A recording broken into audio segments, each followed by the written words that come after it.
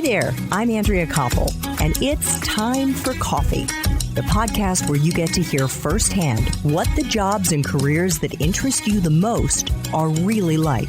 Hey there, Java Junkies. Welcome to another K-Cup mini episode of Time for Coffee. By the way, K-Cups come in 3 sizes, single, double, and triple shots, or roughly 1 minute, 5 minutes, or 10 minutes in length. So if you don't have time to throw back an entire caffeinated career conversation, these K-Cup mini episodes of T4C can give you a quick caffeinated fix, whether you're on the go or you only have a few minutes to binge. So grab your mug and take a chug, because it's time for a caffeinated career double shot K-Cup with my guest, Michael Solomon.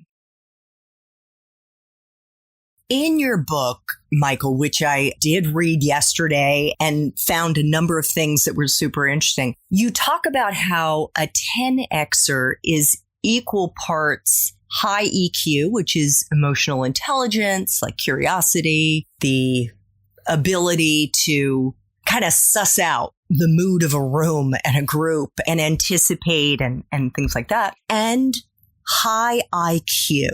And I want to dig into that a little bit more because I'm not so sure I agree with the second half of that, the high IQ piece. I'm curious what you have to say. You mean in terms of 10Xers? Yeah. The fact that you have to have a high IQ, and maybe I should just lay out for you why I don't necessarily buy into that piece. And it may be that I am misunderstanding what you're talking about. And the reason that I say this may only be applicable to people in the tech industry and maybe not writ large, because based on my own experience, and I'm not saying I'm a 10Xer, but somebody who's kind of zigged and zagged across 4 different industries, and now based on the knowledge base that I have, having interviewed hundreds of people, professionals in dozens of different interviews that I've done on T4C, and of course, having read dozens and dozens of books about learning and how to level up and brain health and on and on. I really subscribe to what Harvard University psychologist Dr. Howard Gardner laid out in his research on IQs. I don't know if you're familiar with Dr. Gardner. I'm not actually, but I'm very interested. Yeah. So maybe for our young audience as well, Dr. Gardner about 40 years ago was the first one to kind of talk about a blame thrower. He was a flamethrower into the conventional thinking that an IQ test is the one measure of intelligence. And he said, no, it's far too limiting and doesn't do justice to all of the different types of intellects that exist in the world. And based on the research that he did, he developed a list of what has grown now to include 8 different types of IQs. So everything from the musical intelligence that obviously somebody like a John Mayer embodies, linguistic intelligence, word intelligence, spatial intelligence, kinesthetic intelligence. So we're not all smart in the same way. And so I'm not sure if your 10X sort of definition is really more applicable in the way you were thinking about it, maybe to people who are in the tech space. I'm not sure.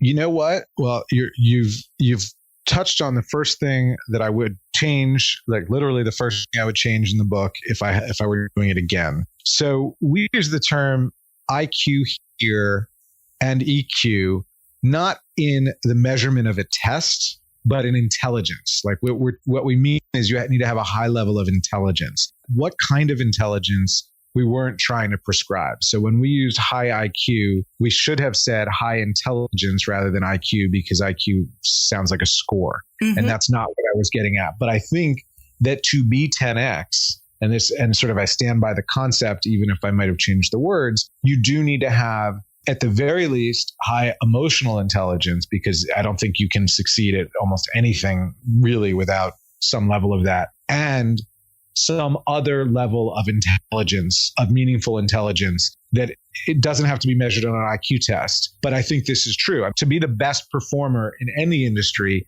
for the most part, you need to be smart in whatever way that means for that industry. It doesn't mean you have to score high on an IQ test. Thanks for tuning in to this K-Cup mini episode of Time for Coffee. If you want to listen to our entire caffeinated career conversation, please check out the show notes for this episode. Thanks so much for listening to Time for Coffee, where the professionals in the jobs that most interest you always have time to grab coffee 24/7, no matter where you live.